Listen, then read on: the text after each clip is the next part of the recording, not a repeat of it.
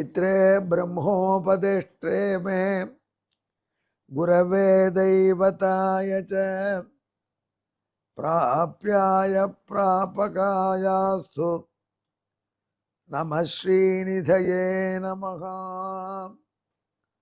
नमो वेंकटेशाय वेंकटत्वरैवार्क नमः।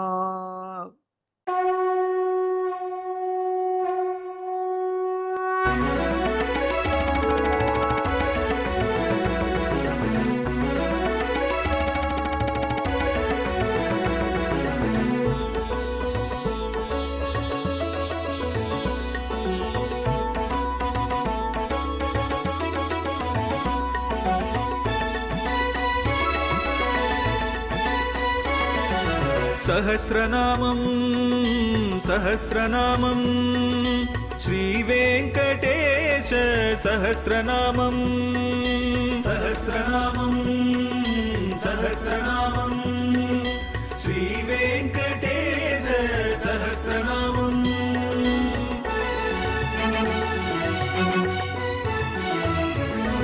உலகில் கலிவினை தோஷம் அகற்றும் நாமம் சஹஸ்ரநாமம். உயர்வுகளை வாழ்வில் அளிக்கும் நாமம் சஹஸ்ரநாமம்.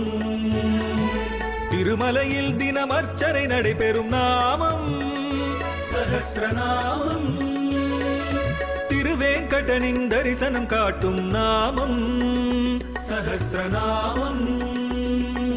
சகஸ்ரநாமம் சகஸ்ரநாமம் श्रीवेंकटेश सहस्रनामं सहस्रनामं सहस्रनामं श्रीवेंकटेश सहस्रनामं।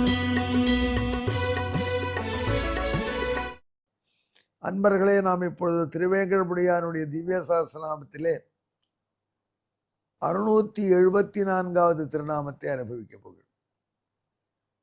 இந்த திருநாமம் மகாதர்மன் என்பது.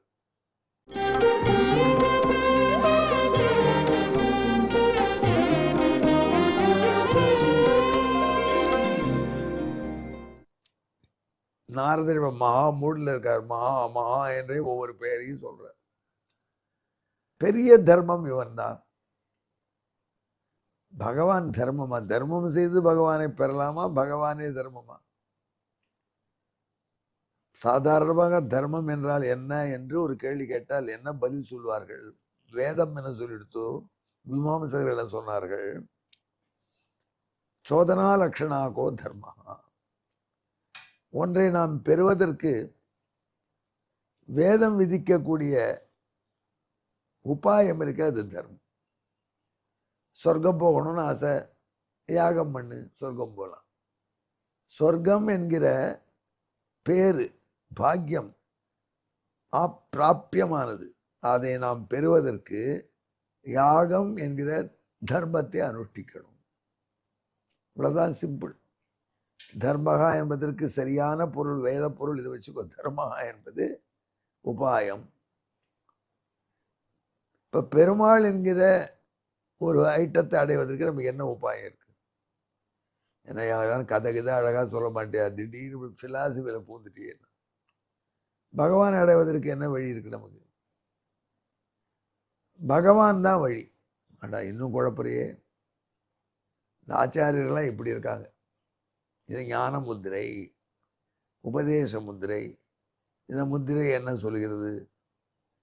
இது பாருப்பா, இதுதான் கட்டை விரல், இது குட்டை விரல், இது ஆள்காட்டி விரல். இந்த குட்டை விரலை அபேட்சித்து இந்த குட்டை விரலோட கம்பேர் பண்ணும் பொழுது, இதை விட ஒப்பிடும் பொழுது நீண்ட விரல். விரல்கள் இது நீளம் கிடையாது. இதை பார்க்கையில் இது நீளம். அது இது குட்டை, இது பெருசு.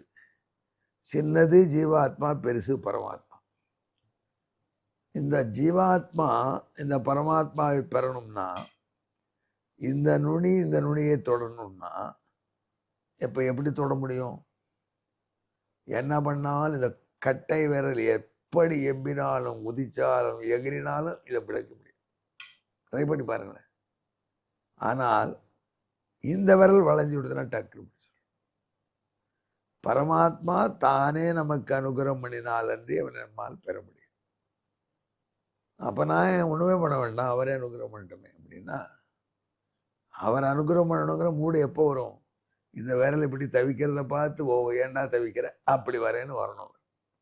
ஆக நாம் அவனை பெற வேண்டும் என்ற அவாவோடு ஆசையோடு தத்தளித்தால் அவன் தன்னை காட்டி கொடுத்து சேர்த்துக்கொள்ளும்.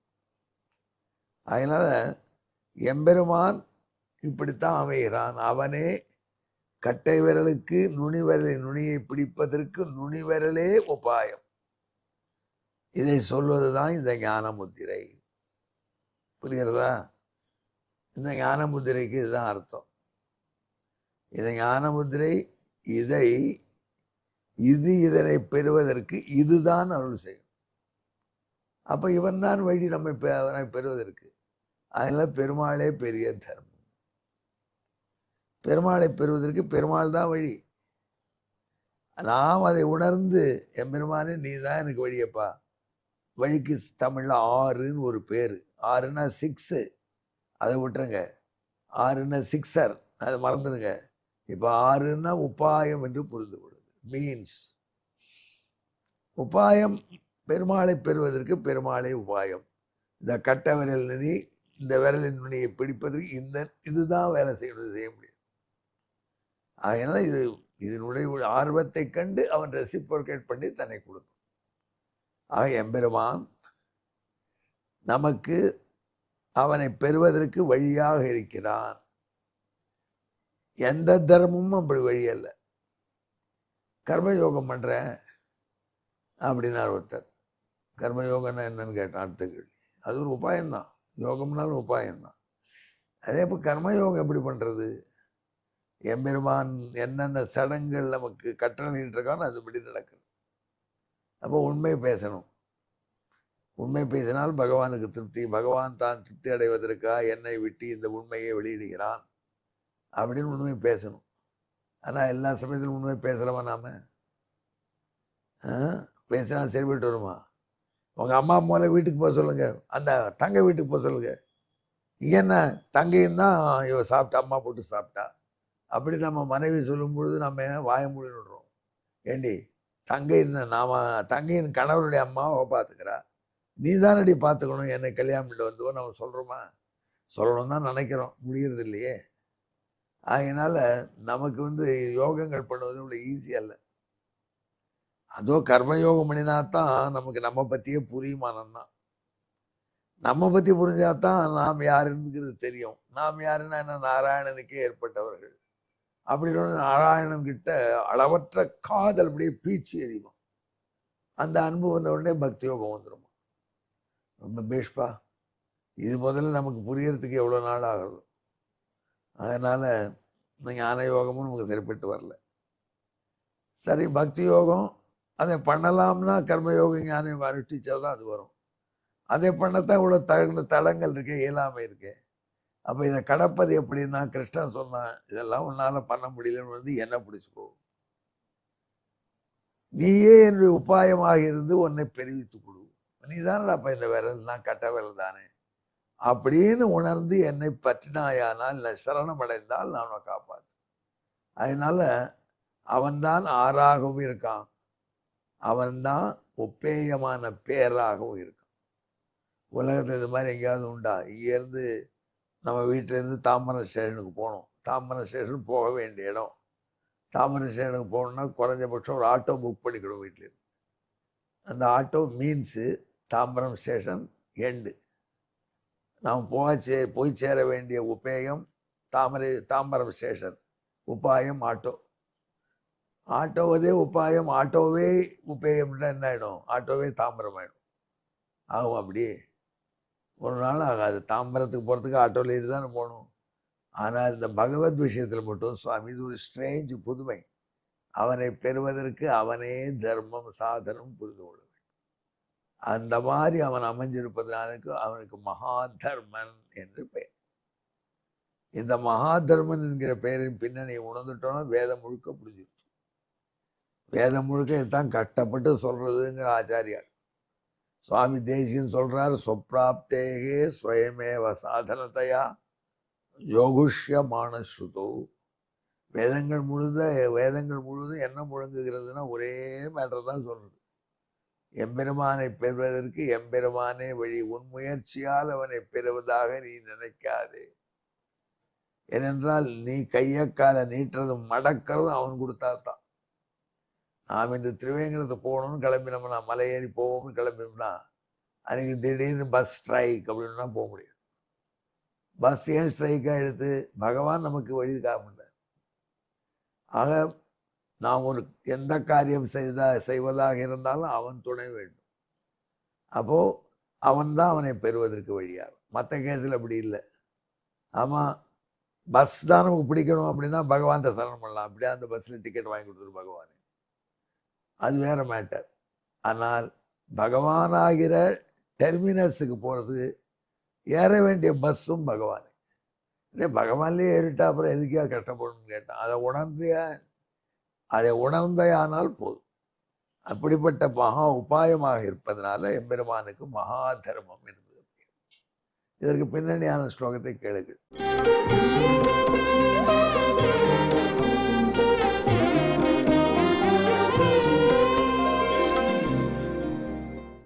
தர்மோஹ்யுபாயோ ஹயமேவ சாப்யக தர்மஸ்ச தத்ர ஹயமேவ தஸ்மாத் நாம்னா மகாதர்ம இதி பிரசித்தா ஸ்ரீவெங்கடேச கருணாகரோசு.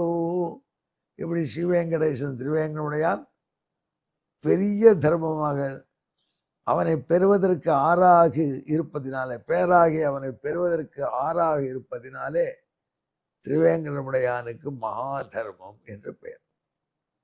இதற்கு தமிழ் பாட்டு. தர்மம் என்றால் பேரு, தர்மம் என்றால் பேரு தரும் ஆறு. மறுபடியும் ஆறுங்கிறது நம்பர் 6 இல்லை, ஆறுனா ரூட்டு ஏன் வச்சுக்கோ. தர்மம் என்றால் பேரு தரும் ஆறு ஆம். ஆறே பேருமானார், அந்த ரூட்டே எண்ட் பாயிண்ட் ஆயிட்டால் அதுவே பேரதான் பெஸ்ட் ரூட். அந்த ரூட்டு தான் எல்லாரும் போவான். சார் அங்கே போய் காலை வச்சேன்னா உடனே காரியம் ஆகிடும். நம்ம என்ன பண்ண, எஸ்கலேட்டரில் காலை வச்சா போகிறோம், அதுவே ஏற்றிட்டு போயிடும். சார் நீங்கள் நடந்து வந்தீங்களா? இல்லையே, நான் காலை வச்சு நின்றுட்டே இருந்தேன், அதுவே தூக்கிட்டு வந்துடும். அதனால எஸ்கலேட்டர் தூக்கின்னு போகிறதுக்கு அதுவே. அதோட இன்னும் வசதி, எஸ்கலேட்டரை கால் வச்ச உடனே மாடியை கீழே வந்துட்டா.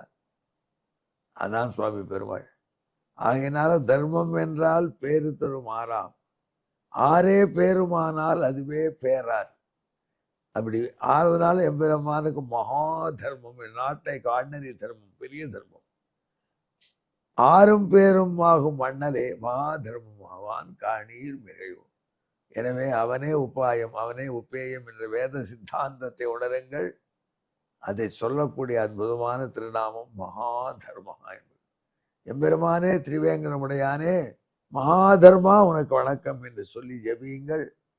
இப்பொழுது நினைத்து பாருங்கள். நமோ வெங்கடேசாய வெங்கடத்துறவார்க்கு நமா. நன்றி, வணக்கம்.